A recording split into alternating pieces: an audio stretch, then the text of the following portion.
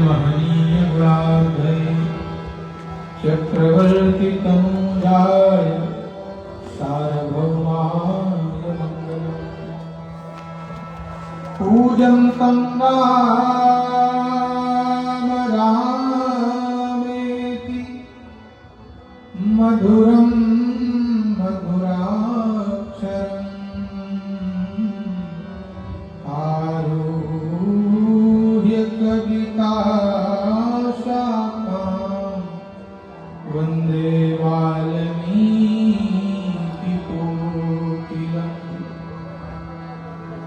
लेत सदा सुखदीन की सहज दया के धाम जननी जनक इस जीव के प्रभु श्री सीताराम। श्री राम जय जय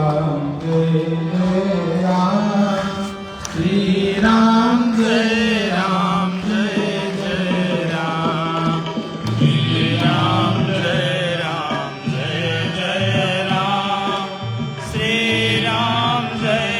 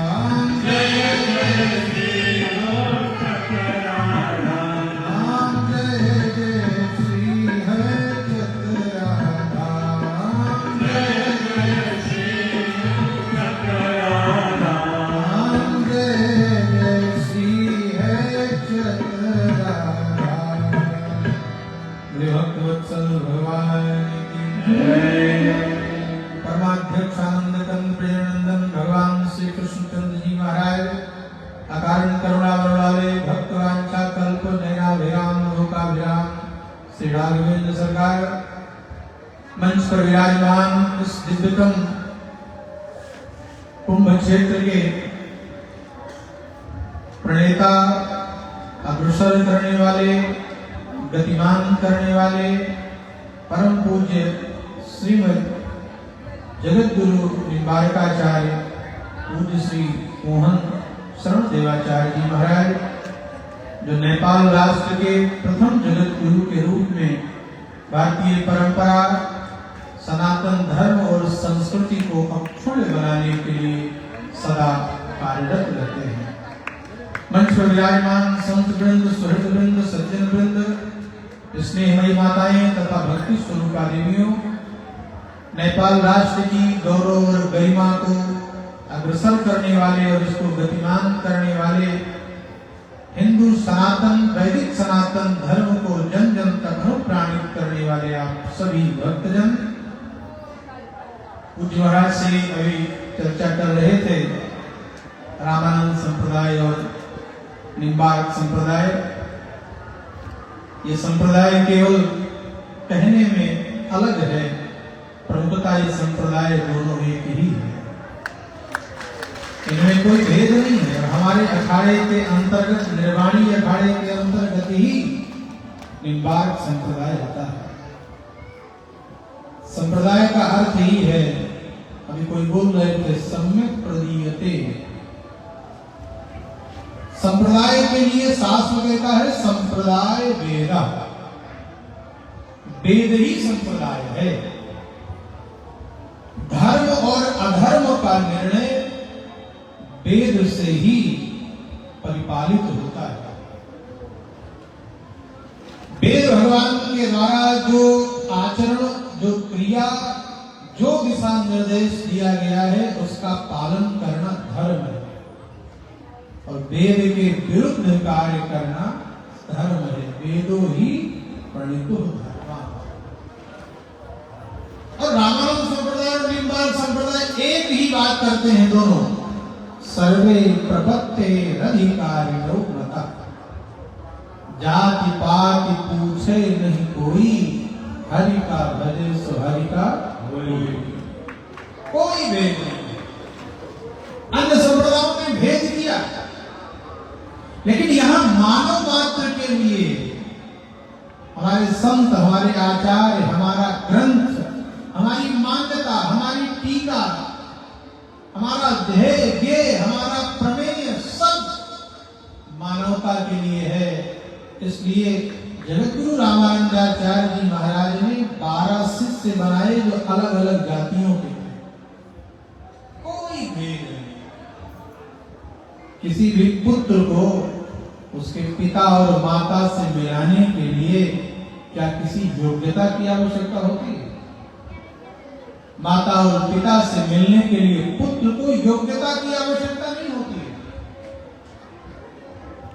पुत्र तो बस माता और पिता के पास चला जाए, माता पिता इतने में ही प्रसन्न हो जाते हैं। और अभी महाराज श्री कितनी सुंदर बात कह रहे थे कि ये भक्ति की भूमि है, ये किशोरी जी की भूमि है। और हमारा जो श्री संप्रदाय है, राम मंत्र की जो आचार्या हैं वो श्री किशोरी जी हैं। और राम मंत्र की आचार्य किशोरी जी ने सबसे पहले उस राम मंत्र राज का यदि किसी को उपदेश किया तो वो हनुमान जी महाराज को, जिनकी आज हम सब जयंती भी मना रहे हैं। यदि हनुमान जी की जयंती के 2 प्रमाण प्राप्त होते हैं, एक गुरुजे कृष्ण चतुर्दश्याम कार्तिक पक्ष में, और एक अभी आज के दिवस चैत्र की पूर्णिमा में। तो राम मंत्र की दीक्षा किशोरी जी ने हनुमान जी महाराज को दी। और मां का तो कहना ही क्या है, बिना मां की कृपा से पिता पुत्र को कभी स्वीकार नहीं करता।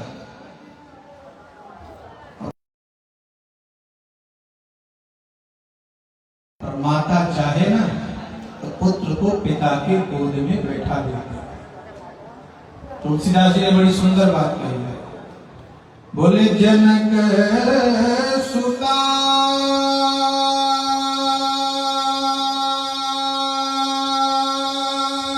जग जननी जानकी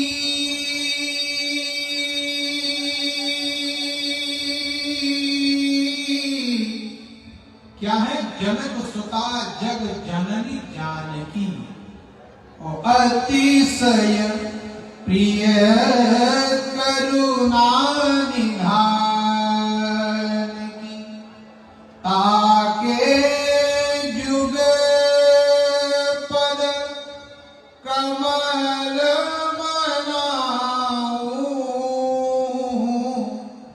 जासु कृपा निर्मल मति पाऊं। सीधी बात समझ लो, बुद्धि को यदि निर्मल बनाना है तो बिना मां की कृपा के संभव नहीं है। और भगवान ने तो सीधा सीधा कह दिया, मुझे कौन प्राप्त करेगा? बोले निर्मल मन जन सो मोहि पावा। जिसका मन निर्मल है वो मुझे प्राप्त कर सकता है। अब इस कलयुग में क्या किसी व्यक्ति में यह सामर्थ्य है कि वो अपने मन को निर्मल बना ले? काम, क्रोध, लोभ, मोह, मद, मात्सर्य, ईर्ष्या, द्वेष, दंभ, दूषण जीव के हृदय में विराजमान है। जीव में यह सामर्थ्य नहीं है कि वो अपने मन को निर्मल बना ले। फिर मन कैसे निर्मल बनेगा? मन शुद्ध कैसे होगा? सीधी सी बात है, जब छोटा बच्चा गंदा हो जाए, मैला हो जाए, तो पिता क्या करता है? मां की गोद में पटक देता है। फिर मां क्या करती है? नहलाती है, धुलाती है, श्रृंगार करती है, अच्छे वस्त्र पहनाती है और तुरंत पिता दौड़ करके उस बच्चे को अपनी गोद में उठा लेता है। तो निर्मल बनाने का काम किसका है? मां का है। और एक बात बहुत महत्वपूर्ण है, वो मां कितनी दयालु है, कितनी दयालु है। उसकी दयालुता इतनी है ना कि वर्णन करते करते शब्द कम पड़ जाएंगे। क्यों? क्योंकि उद्भव स्थित संहार कारिणी क्लेशहारिणी सीतां नतोऽहं राम वल्लभा। भगवान श्री राम और मैया जानकी चित्रकूट में विराजमान है। भगवान श्री राम मैया किशोरी जी का श्रृंगार कर रहे हैं। सोचते हैं कि जंगल में आई है, अयोध्या में होती तो दास दासियां श्रृंगार करते, यहां तो कोई है नहीं, तो भगवान स्वयं श्रृंगार करने लगे। भगवान ने पुष्पों का अवचलन किया और पुष्पों का अवचलन करके सुंदर हार बनाकर मैया किशोरी को ग्रहण कराने लगे। क्या सुंदर दृश्य है। भगवान कृष्ण ही रास नहीं करते, राम जी भी करते हैं। और कहते हैं 99 रास चित्रकूट में भगवान राम ने किया, एक रास बच गया था जिसमें जयंत आ गया, कृष्ण अवतार में उसे जाकर वृंदावन में पूरा किया। तो भगवान राम ने क्या किया? वो एक बार चुनी कुसुम सुहाए निज कर भूषण राम बनाए सीतहि पहिराए प्रभु सादर और बैठे फटिक सिलायती सुंदर। फटिक शिला पर भगवान विराजमान हुए। इंद्र का बेटा जयंत, सोचा ये तो कोई साधारण राजकुमार हैं जो अपनी पत्नी का श्रृंगार कर रहे हैं। देखें तो इनमें कितना सामर्थ्य है, कितना बल है। और जाकर के उसने किशोरी जी के चरणों में चोंच मार दिया। ऐसा चोट मारा कि खून रक्त बह चला रघुनाथ के पास और चोट मारकर भागे। भगवान ने एक सीख उठाया, अनुसंधान किया और छोड़ दिया पीछे। अब जयंत आगे आगे, इंद्र का पुत्र है, बड़े बाप का बेटा है, और बड़े बाप के बेटे ऐसे ही काम करते हैं। उनसे अगर कह दो कि प्रणाम करो तो वो जानते ही नहीं प्रणाम क्या होता है। तो कहेंगे बाबा हाय हाय बाय बाय। आजकल तो यही करते हैं।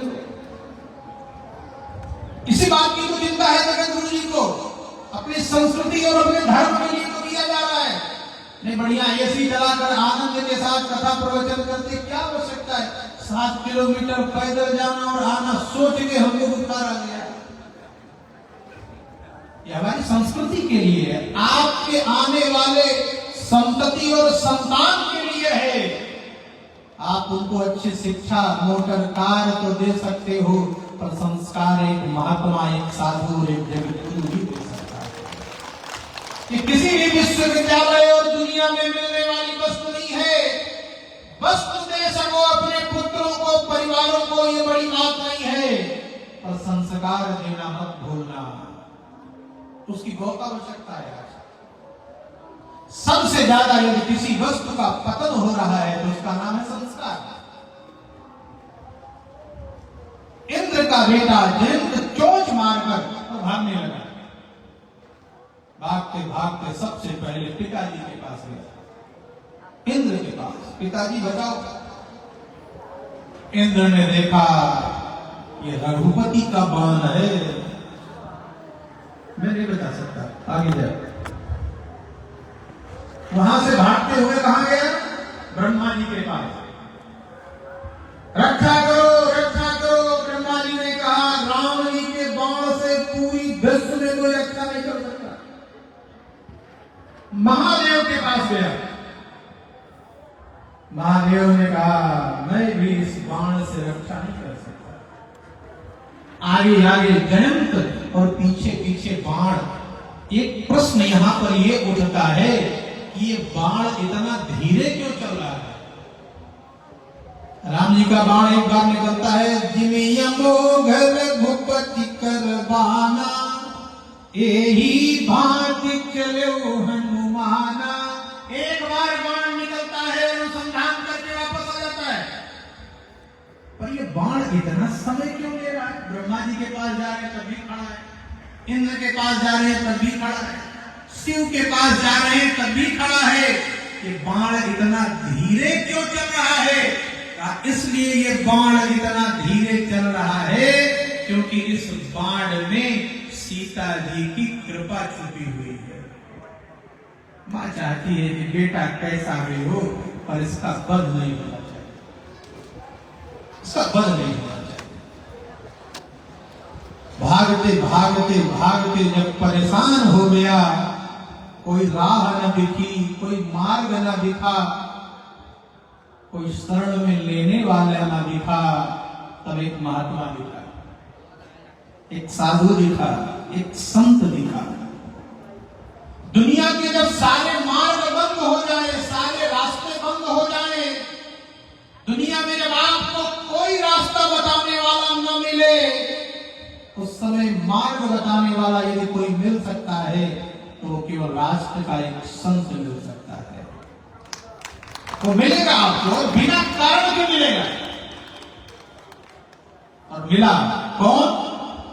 नारद देखा बिकल जयंता, और लागी दया को मर्चित संत होने की पहली परिभाषा, संत का जो चित्त है वो कोमल होता है, मक्खन की तरह। मक्खन ताप से पिघल जाता है और संत का हृदय भक्तों की समस्या से पिघल जाता है। कोई दुखी आदमी किसी महात्मा के पास आ जाए ना, तो उसका हृदय विगलित हो जाता है। जैसे मक्खन थोड़ी सी ऊर्जा, ऊष्मा, ताप मिले पिघल जाता है। कोई महात्मा के पास आकर के अगर नेत्रों से आंसू गिरा दे तो उस महात्मा का हृदय पिघल जाएगा, वो साधु है। और यदि नहीं पिघलता तो कालनेमी है। ये भी समझ लेना, बहुत सारे नकली भी घूमते हैं। जो जिसका हृदय न पिघले, किसी की दीनता को देखकर, किसी के दुख को देखकर, किसी की दुराशा को देखकर, किसी की दैन्यता को देखकर जिसका मन विगलित ना हो, कैसा साधु? नारद जी से नहीं पूछा ज्ञान तो नहीं, लेकिन क्या सुंदर बात तुलसीदास जी कहते हैं, उसने नहीं पूछा, साधु ने स्वयं देख लिया। कभी कभी साधु प्रेम से आपके मस्तक पर हाथ फेर कर कहे, बेटा किसी बात की चिंता मत करना, मैं तुम्हारे साथ खड़ा हूं, समझ लेना उस दिन परमात्मा का दर्शन तुम्हें हो गया। प्रथम सीढ़ी ये महात्मा कोई मिल जाए, साधु कोई मिल जाए, वो नहीं पूछता है। लेकिन देखा नारद देखा बिकल जयंता,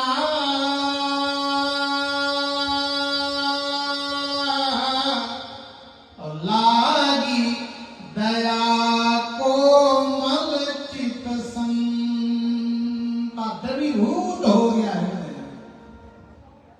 क्या बात है? अरे बोले क्या बताएं, बाण पीछे पीछे प्राण लेने को खड़ा है। ब्रह्मा, विष्णु, महेश, इंद्र, कुबेर, शनि, कोई नहीं बचा।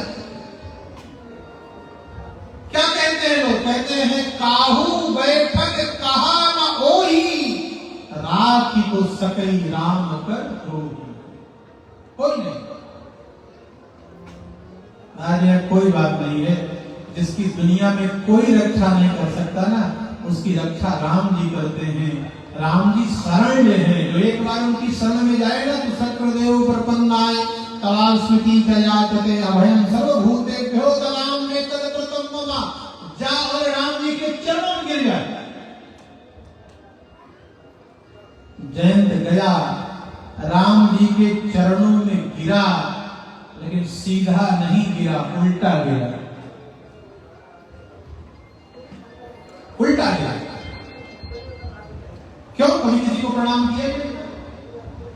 प्रणाम कैसे किया? दोनों हाथ आगे करके गिरते हैं, और जयंत दोनों पैर राम जी की ओर करके गिरा, हाथ पीछे करके और पांव चित्त नहीं पट पे गिरा। राम जी किशोरी जी देखकर मुस्कुराने लगे, देखो बड़े बाप का बेटा प्रणाम करना नहीं जानता। आगे हाथ जोड़ करके दंडवत किया जाता है, ये पांव हमारे तरफ किया है, हाथ दूसरे तरफ किया। मैया मुस्कुराने लगी, जयंत के गर्दन को पकड़ा और ऐसे घुमा करके मस्तक राम जी के चरण,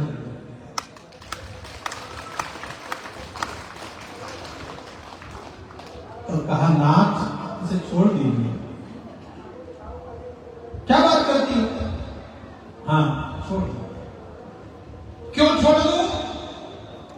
क्योंकि आचार्य ने इसकी शरणागति करा दिया, और जब आचार्य शरणागति करा दे ना, तो चाहे कितने प्रबल पाप हो, आचार्य उसका विनाश कर देता है। इसलिए गुरु ब्रह्मा, गुरु विष्णु, गुरु देवो महेश्वरा। महेश्वर क्या है? जो जीव के पाप, ताप और माया का नाश कर दे, इसलिए गुरु शंकर है। गुरु एक शिष्य बनाता है, इसलिए ब्रह्मा है, और शिष्य बनाने के बाद उसका पालन करता है, इसलिए विष्णु है, और पाप ताप की निवृत्ति कराता है, इसलिए शिव है। क्षमा कर दीजिए, शरणागति कर दिया। राम जी ने कहा शरणागति के कुछ नियम होते हैं, है ना? जो दीक्षित है, जिसने शरणागति ली है, जिसको संत की सानिध्य प्राप्त है, उसकी सबसे पहली बात क्या होगी? उसके गले में कंठी होगी। गले में कंठी है तो दूर से पता चल जाता है कि कोई वैष्णव है, तो इसके तो गले में कंठी है। किशोरी जी ने कहा कि तुलसी हमारी बहन है, तुलसी हमारी बहन है। और मैंने जब इसके गर्दन को पकड़ा तो मानो इसके गले में तुलसी की कंठी बन गई कंठी। तो वैष्णव का दूसरा लक्षण है कि उसके मस्तक पर तिलक होगा, उसका मस्तक सूना नहीं होगा, वैष्णव के मस्तक पर तिलक होगा। जिस संप्रदाय का जहां से दीक्षित हो तिलक होगा। किशोरी जी ने कहा सरकार, जब मैंने आपके चरणों पर इसका मस्तक रखा तो चित्रकूट की धरती पर आपने विचरण किया, और चित्रकूट की धरती पर विचरण करने के कारण यहाँ का जो रज कण है ये चंदन हो गया, ये मिट्टी नहीं रहा। मैंने इसके मस्तक को जो जमीन पर रखा, आपके चरण रज इसके मस्तक पर लग गए, मानो इसने तिलक भी कर दिया, हो गया तिलक, और मंत्र में दे दिया। भगवान श्री राम के नेत्र सजल हो गए। धन्य हो देवी, इसीलिए देवी हो, इसीलिए मां हो। और वो धरती है नेपाल की, जिसको दुख देने के बाद पांव से खून बह रहा है, लेकिन राम जी से किशोरी जी कहती नहीं नहीं, इसे मारना नहीं है, इसे तो मुक्त कर दो, छोड़ दो। जो राक्षसियां लंका में किशोरी जी को परेशान करती थी, राम जी ने और हनुमान जी ने कहा कि जरा इनकी सेवा किया जाए क्या? बोले ना, इन सबको मुक्त कर दिया जाए, क्योंकि ये सब मेरे साथ थी। राम जी के शरण में आ जाए, सुख कोई दे, दंडवत करे, प्रणाम करे, सक्रदेव माने एक बार गए तब राम जी मुक्त करते हैं। पर किशोरी जी तो बिना एक बार देखे हुए भी जीव को मुक्त करने के लिए तैयार रहती है। क्यों? सर्वस्व यस्करीम सीताम न तो हम राम वल्लभाम। वो दुनिया में सबको यश प्रदान करती है। ब्रह्मा को सृष्टि के सृजन का यश, विष्णु को पालन का यश, शिव को संहार का यश।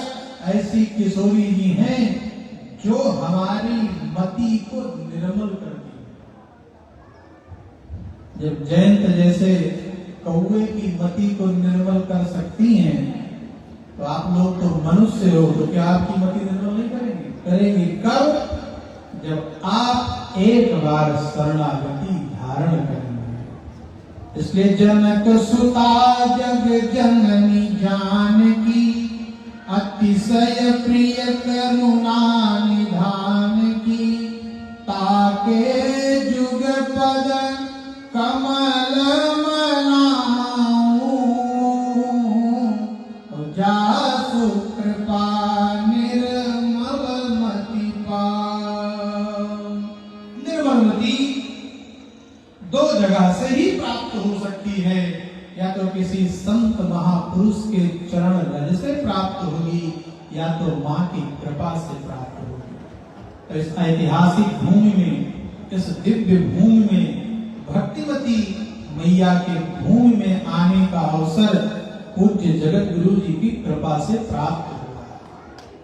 आज दिव्य कौशिकी नदी में भी जाने का सौभाग्य, दर्शन का सौभाग्य, बाराह क्षेत्र देखने का सौभाग्य, भगवान बाराह का दर्शन करने का सौभाग्य, इतने सारे संत महापुरुष और आप भक्तों का भी दर्शन करने का अवसर पूज्य महाराज श्री ने दिलाया, जिससे मैं बहुत बहुत अभिनंदन और वंदन जगत गुरु जी महाराज का करता हूँ। और हमारी जो ये बपौती की मंच है, हमारे गुरु जी आते तो हम आएंगे, और एक बार नहीं, जब तक जगत गुरु जी के साथ मिलकर हम लोग इसको नेपाल का, भारत का चौथा और नेपाल का एक मिलाकर 5वां कुंभ घोषित नहीं करा देते, तब तक हम ये संघर्ष इसी प्रकार से करते रहेंगे। आप लोगों का संबल, आप लोगों का सहयोग, भक्तों का जन सैलाब अगर इसी प्रकार से इस बारह चतरा धाम में उमड़ता रहा तो पांचवें कुंभ की मान्यता इसे जल्द प्राप्त हो जाएगी। मैं ऐसी मंगल कामना प्रकट करता हूँ।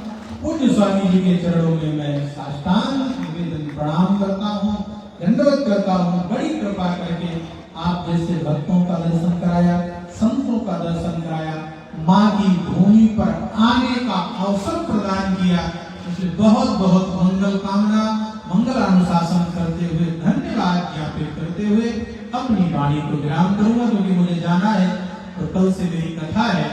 तो पूज्य महाराज जी को एक बार बहुत बहुत अभिनंदन करते हुए वाणी को विराम करें। बोले जय सिया राम।